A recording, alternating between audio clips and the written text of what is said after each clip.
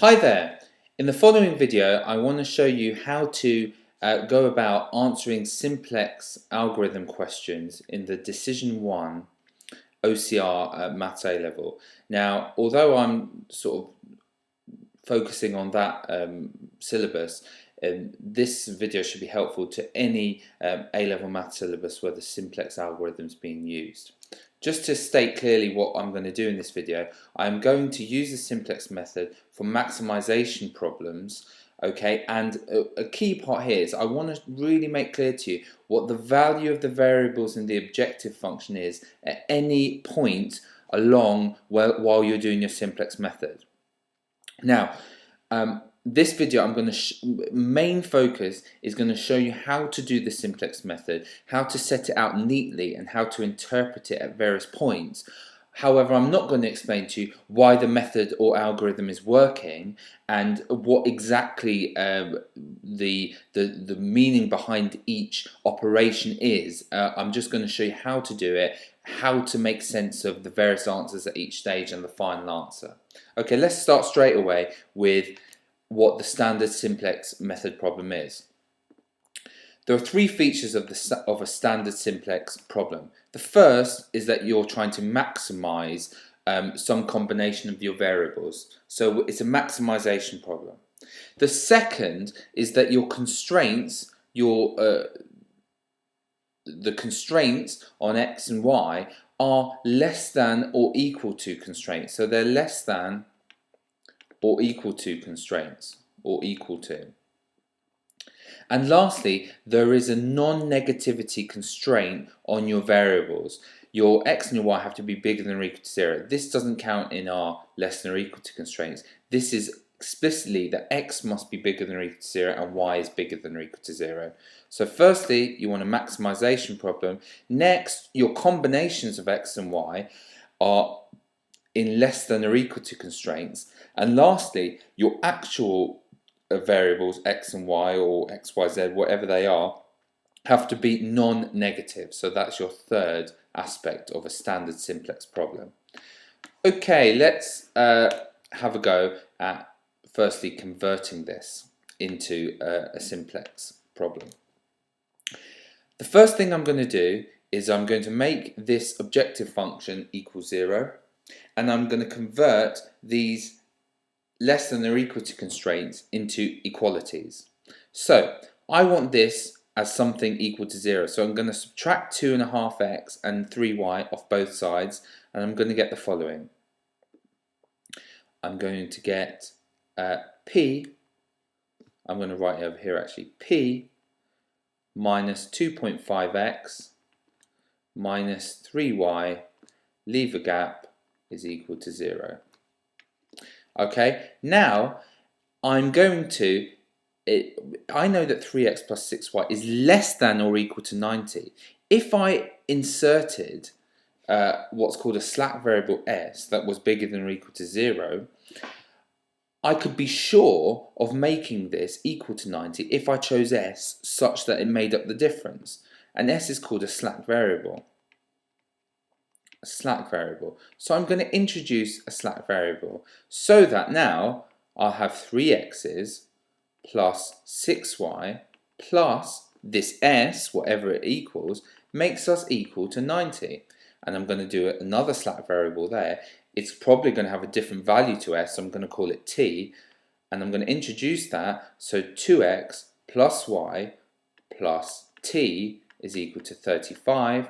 And I'm going to do that on the last constraint, x plus y, introduce a new variable, call it u, so that it equals 20. Okay, do notice I'm keeping the p so it's in a line. I'm keeping the x's so they're in a line, the y's so they're in a line, the s, the t and the u also they're in separate lines. Now, what I've done from here to here is simply make the objective function equal 0, and I've converted the inequalities to equalities by introducing slack variables s, t and u. Now, I'm going to write this in the form of what's called a tableau, like a table, because I can't be bothered to write out p, x, y and values all the time. I'm going to use what's called Tableau method. So, I am interested in how many p's I've got. how many x's I've got, how many y's I've got, how many s's I've got, how many t's I've got, how many u's I've got, and the value of each of these functions. They are the things that interest me. So I'm going to have a table with column headings P, X, Y, S, T, U, and the value. I'm going to underline these and I'm going to construct a table. Now, I've got 1p in this equation and no p's elsewhere. So 1p here, no p's in the other three equations. I've got minus 2.5x's here. I've got 3x's here, 2x's here, and 1x here. I've got minus 3y's here, 6y's here, 1y and 1y. And here I've got no s's, 1s, no s, no s. Here, no t, no t, 1t, no t. And here, no u, no u, no u, 1u. And values 0, 90, 35, and 20. Now, with some practice, you should be able to get from a standard simplex method problem shown like that to this table in one move.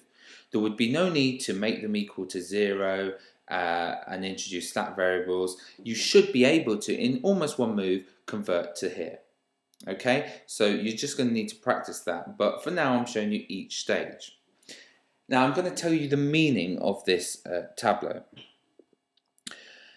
Wherever you see a 1 in any column and all the other entries in that column 0, wherever you see the 1, if you go to the value column, that tells you the value of that particular variable. In the P column, I've got a 1 and all zeros. So wherever that 1 is, if I look across to the value, it tells me that at this point, P is equal 0. Okay? Also, let's look down. The X column doesn't have that situation going on. Wherever there's not a 1 and all zeros, it tells you whatever that variable is has value 0. So at this point, X has value 0. Similarly, in the Y column, we don't have a 1 and all zeros, so Y must be 0. Here, in the S column, we do have a 1 and all zeros, so in that one, where that 1 is, if you look across, this is telling you that S has value 90, and similarly T has value 35, and U has value 20. So this current situation of the tableau is telling us that our objective function P is 0, X and Y are 0, and our S is 90, our T is 35, our U is 20. And that is the first situation of the simplex problem. Okay, I'm going to take that now and I'm going to move to another page and show you what we do next. Now, I have to decide, I want to make, in order to solve this problem, I want to make the X column and the Y column have a 1 and a 0 elsewhere. I want this to have a 1 somewhere and a 0 elsewhere. And this next method is just enabling me to do that as quickly as possible. I'm not going to explain why it's doing that, but I'm just going to tell you that the next stage of the process, you look at the top row and you pick the most negative number. So I'm going to pick the -3 here. It's the most negative. Then what I'm going to do is I'm going to take the value column and divide it by each number in the Y column. So I'm going to take the value column of 90 and I'm going to divide it by the 6. I get 15.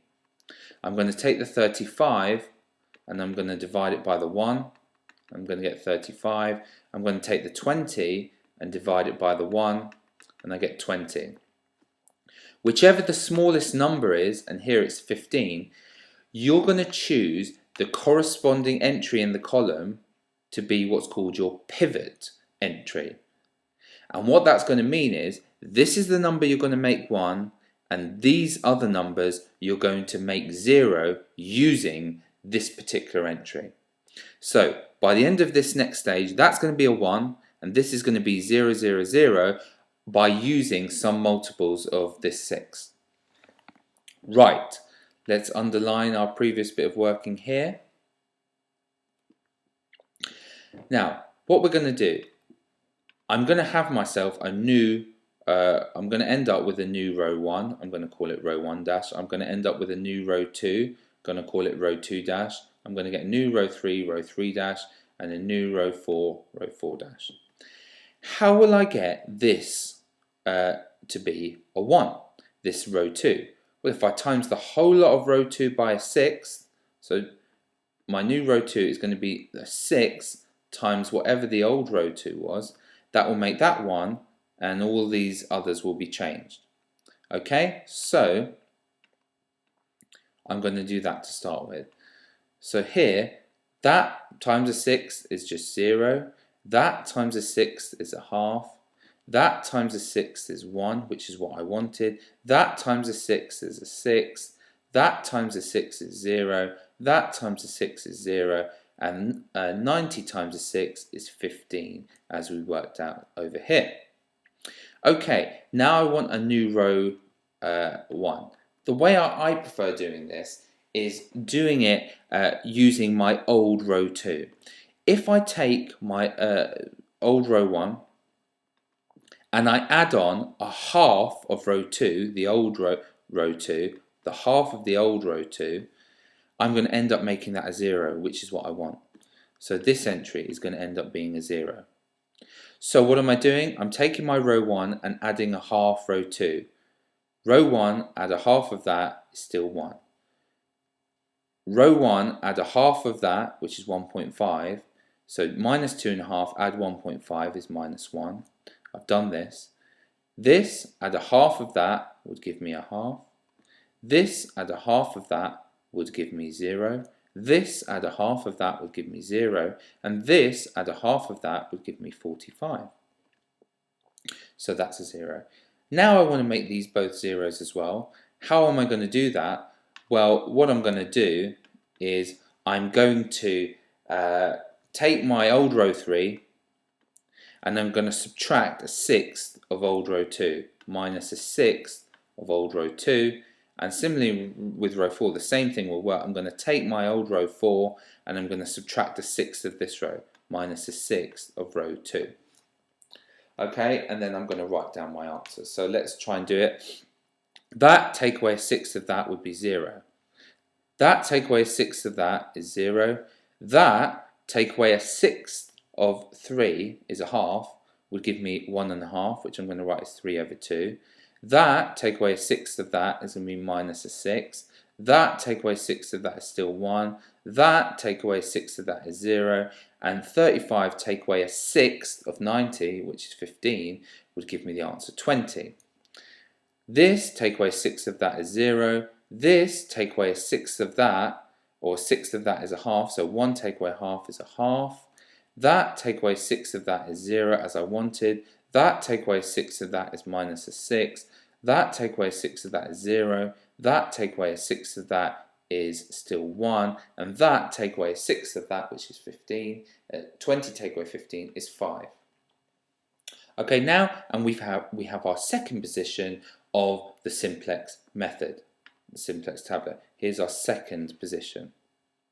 Okay, and just at this point, I'm just going to state what this is showing us. This is showing us, again, that P is equal to 45. So I'm just going to write this here. P is 45. Y is now 15. T and U, T is 20 and U is 5. T is 20 and U is 5. And now X and S are both 0. X is 0 and S is 0. That's what that's telling us at this point. Okay, why don't we continue with our simplex method from this point now? We do exactly as we did before. We look at the top row and we find the negative number, the most negative, and here it is, there. Then we look down and we look down, and for each of these we do the value divided by that, the value divided by that, the value divided by that. And we would get the answers by doing that. Let's just, what would we get? We'd get 15 divided by a half, which is 30. 20 divided by 3 over 2, which would be 40 over 3, and 5 divided by half is 10. We want to choose the smallest number, and this one would be the smallest number by doing 5 divided by half. So this is what we're going to pivot on, this particular entry here. Now, I want that number to be 1 and all of those to be 0. Right, row 4. How are we going to get our new row 4, how are we going to get that to be 1? Well, it's simply the old row 4 times 2. Simple as that. Right, and we're going to read that out. So I'm going to get 0, 1, 0, minus 2, 6, which is minus a third, 0, half, and 10.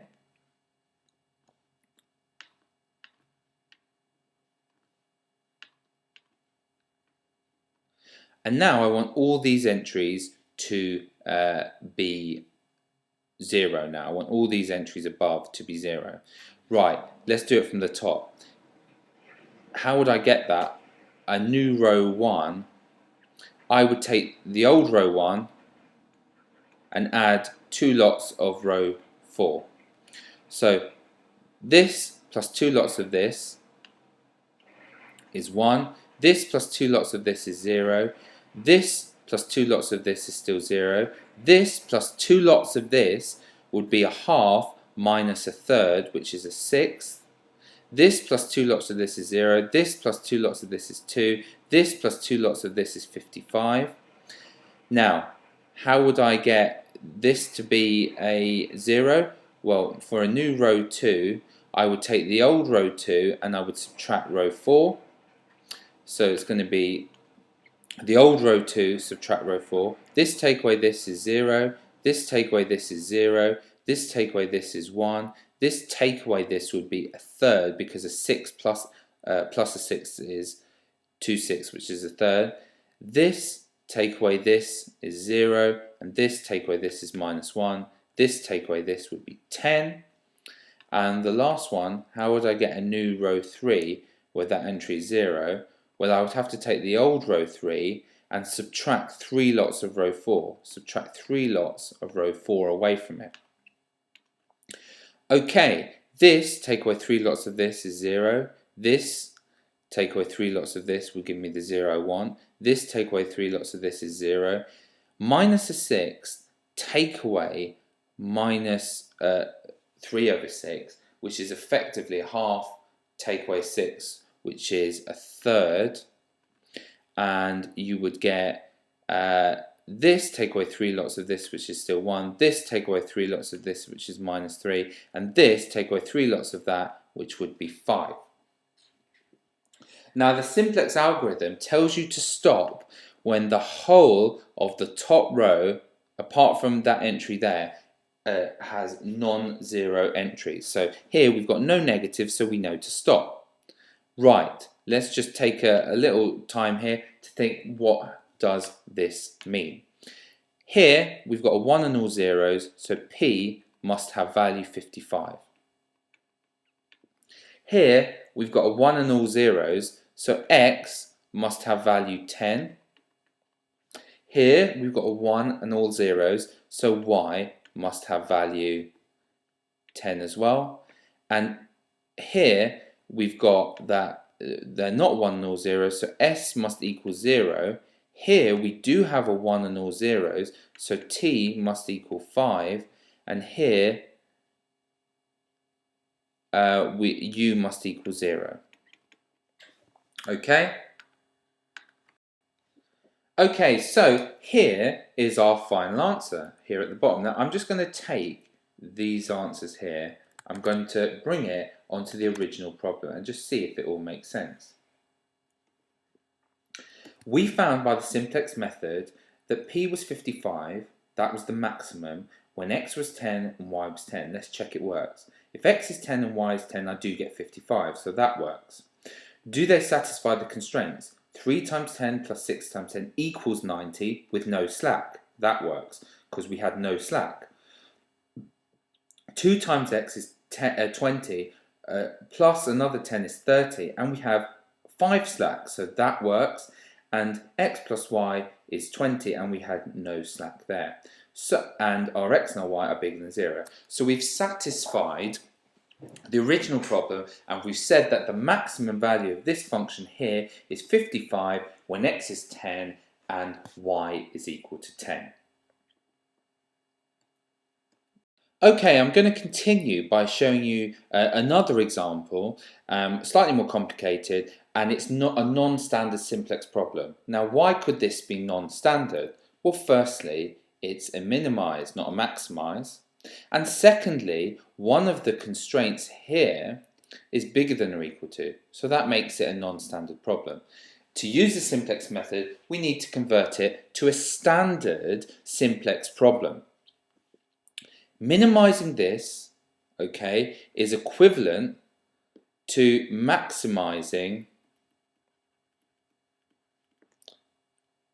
the negative of it. So maximizing 4x plus 5y plus 3z.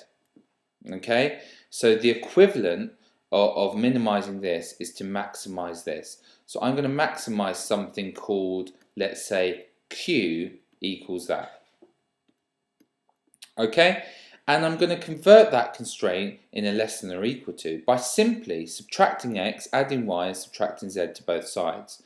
So, and then adding 2 to both sides here. So making this a less than or equal to statement is equivalent to adding 2 and minusing x, adding y, and minusing z from both sides. So I would get the equivalent statement that 2 is less than or equal to minus x plus y minus z, and this is fine. X plus y plus 2z is less than or equal to 3, and x, y, z are bigger than or equal to 0. So we've got a maximized problem, the constraints are less than or equal to 0, and we've got non-negativity.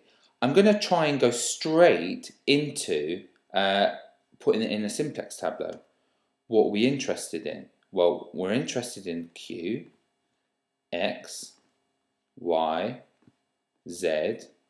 We would have had to introduce slack variables to make these equal to 2 and 3. So I'm going to call them s for that slack and t for that slack, and we're interested in the value. Okay? I'm going to move this a bit closer just so I've got a bit more space. Okay, let's see if we can go straight into what this would be. Q is 1 here and 0s elsewhere, so 0 in that one, 0 in that one. Now, we would have first made this objective function equal 0, so we would have added 4x, subtracted 5y, and subtracted 3z to both sides, so the coefficient of the x here would be 4, here it's minus 1, and here it's 1. It would have been in this one a minus 5, 1 here and a 1 here. The z would have been a minus 3, and it's a minus 1 and a 2. And our s in this case, we would have had a 1s, we would have had no s's in the top, and we would have had 1s here and no s here, and none, none, and 1. The values of these functions, well, q would have had value 0 at the start, and this would have had value 2, and this had value 3. Okay, that's our initial tableau. Let's just state as clearly as we can what it means. At this point, x, y, and z are all equal to 0 because they don't have the situation 1 and all zeros, so they must be equal to 0. And q has value 0 because it's got 1 and all zeros, so q has that value, and s has value 2 and t has value 3. So s has value 2 and t has value 3. Okay, so how do we start this simplex method? Well, what we do is we look along the top row and pick the most negative, which is minus 5. Then what we do the value column divided by the y column. So we do 2 divided by 1 is 2, and 3 divided by 1 is 3, and we choose the most negative, and that is going to be our pivot. That means we want that number to be 1, it is, so we're happy about that, and we want these numbers to be equal to 0. So, I'll actually take this all over onto another page just to get things neat.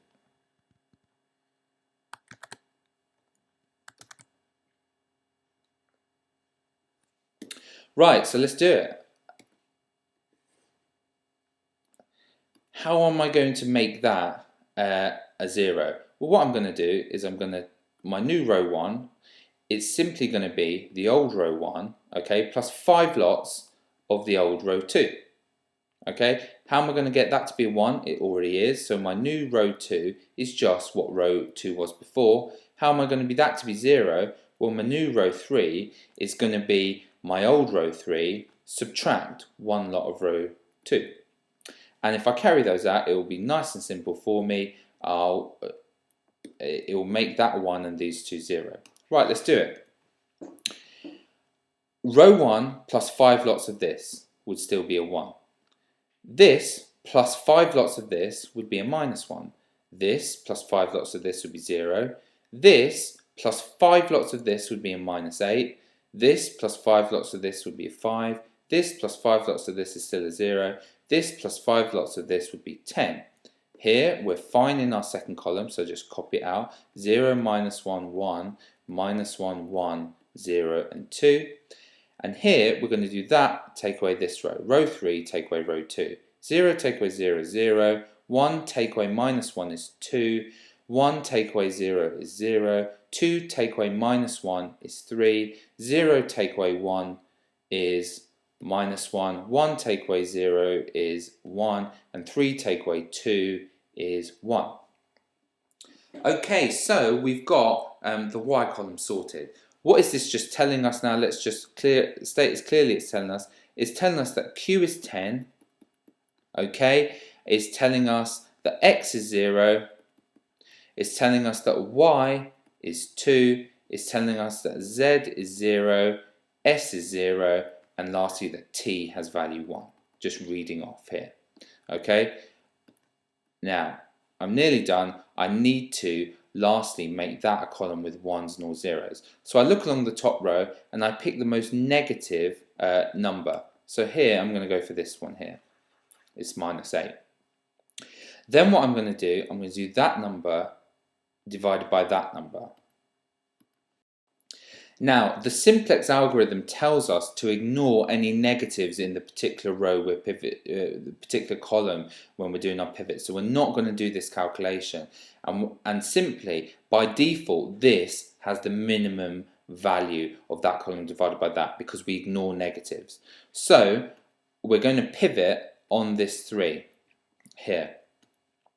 Right, let's go ahead and do it. Remember what that means. We want to make this number a 1 and all of these a 0, right? So let's have a go at doing that. How am I going to get that to be a 1? Well, I'm going to take, for my new row 3, I'm going to take the old row 3 and I'm going to times it by a third. Okay? Right, what am I going to get when I do that? I'm going to get 0 here, 2/3, 0, 1, minus a third, and a third. Okay, now how am I going to get the rest fixed? Well, here I'm going to have to get my new row 1, where it's 0, I'm going to have to take my old row 1, okay, and I'm going to have to add 8/3 of the old row 3. If I add 8/3, that'll make that a 0. So this plus 8/3 of this is still 1. This plus 8/3 of this, well, it's time to get your calculator out. Minus 1 plus 8/3 times 2 gives me 13/3. So this is 13/3. This, add 8/3 of that is 0. This, add 8/3 of that is 0. 5, add 8/3 of that is 5. Take away 8/3, which is simply 7/3. And this, add 8/3 of that is 8/3. And 10, add 8/3 of that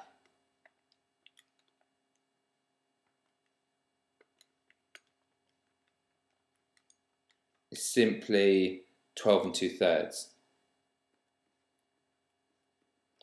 Okay, now how are we going to get that to be a 0? Well, what we're going to do is we're going to take, to get my new row 2, I'm going to take the old row 2 and I'm going to add a third of the old row 3.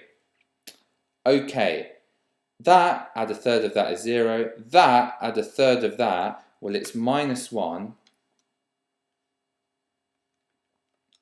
Add 2/3, which is just minus a third.